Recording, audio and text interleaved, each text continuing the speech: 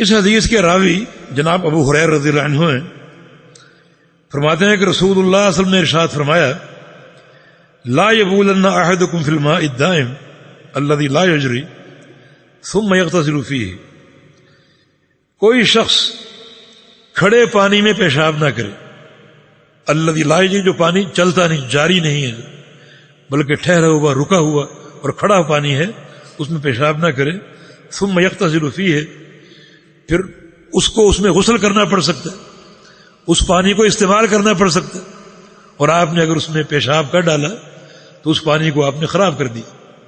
تو کھڑا پانی ہوتا ہے جیسے حوض ہے، کوئی تالاب ہے، کوئی گڑھا ہے جس میں پانی ٹھہرا ہوا ہے اور پانی جاری نہیں ہے، تو یہ آپ کے استعمال میں بھی آئے گا، لوگوں کے استعمال میں آئے گا۔ اور خاص طور پہ ایسے علاقوں میں آپ جائیں جہاں پانی کی شدید قلت ہے، شدید قلت، اور وہاں پانی لوگ اسی طرح جمع کرتے، بارش ہوئی کسی گڑھے میں، تالاب میں جمع کر لی، تو نبی علیہ السلام نے یہ تعلیم دی کہ تم پانی کو خراب نہ کرو اور کھڑے پانی میں کوئی شخص پیشاب نہ کرے۔ یعنی شریعت کی اس تعلیم میں بڑی ایک نزاہت اور ایک پاکیزگی کی تعلیم، اور پھر لوگوں کے حقوق کا خیال رکھنا۔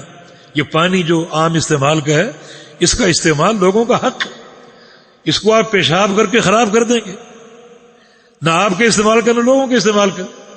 اور فرمایا کہ آپ کو کبھی استعمال کرنا پڑ جائے، غسل کرنا پڑ جائے، پھر کیا کریں؟ پانی تو آپ خراب کر چکے۔ اور آگے صحیح مسلم کی حدیث کے الفاظ ہیں لا یغتسل احدکم فی الماء الدائم وهو جنب، ایک شخص کو اگر غسل جنابت کرنا ہے، جنبی ہے، غسل جنابت کرنا ہے، تو وہ کھڑے پانی میں نہ کرے۔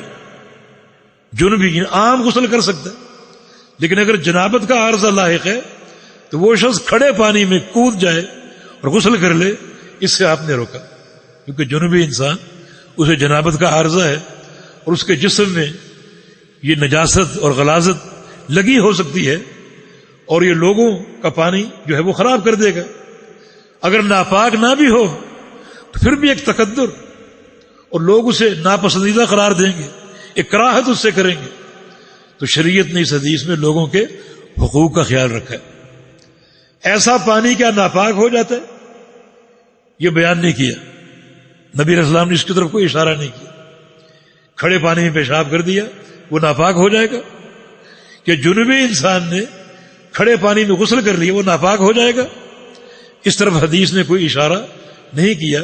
لیکن تمام احادیث کو اگر جمع کریں تو اس کی تفصیل یہ ہے کہ پانی اگر جاری ہو، جاری پانی، اس میں اگر پیشاب کر دیا جائے تو حرج نہیں، کیونکہ پانی جاری ہے، اور بعد میں آنے والا پانی اس پانی کو بہا کر لے جائے گا، اور وہ مقام اور وہ حصہ پاک ہو جائے گا، اور وہ جو پاک پانی ہے وہ جاری پانی کو ایسا تحلیل کر دے گا کہ غلاظت اور جو ایک نجاست ہے بالکل تحلیل ہو کر ختم ہو جائے گی، اور پانی جو ہے وہ پاک ہو جائے گا۔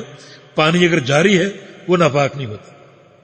پانی اگر ٹھہرا ہوا ہے تو نبی علیہ السلام کی حدیث کے الفاظ یہ ہیں کہ الماء طہور لا ينجسه شیء، کہ پانی پاک ہے اور پانی کو کوئی چیز ناپاک نہیں کرتی۔ تو کہ یہ پانی ناپاک ہو جائے گا؟ ناپاک نہیں ہوگا اس حدیث کے مطابق۔ فرمایا کہ پانی پاک ہے اور کوئی چیز اس کو ناپاک نہیں کرتی، اس حدیث کے مطابق پانی ناپاک نہیں ہوگا۔ لیکن اور حدیث کو اکٹھا کیا جائے، ایک حدیث میں پانی کے ناپاک ہونے کے لیے 3 چیزیں اللہ کے پیارے پیغمبر نے بیان فرمائی ہیں، الا اذا تغیر ریحہ او لونہ او طعمہ، اگر پانی میں نجاست گرے، اور نجاست گرنے سے پانی کی جو 3 اوصاف ہیں، اس کا رنگ، اس کا ذائقہ اور اس کی بو، اس میں تبدیلی آ جائے تو اس کا معنی نجاست پانی پر غالب آ چکی، اب وہ پانی ناپاک ہو چکا۔ لیکن اگر یہ اوصاف ثلاثہ ان میں سے کوئی وصف تبدیل نہیں ہوا، بو بھی اپنی قائم ہے، رنگ بھی قائم ہے اور اس کا ذائقہ بھی قائم ہے، تو اس وقت وہ پانی پاک ہے اور اس کو استعمال کیا جا سکتا ہے۔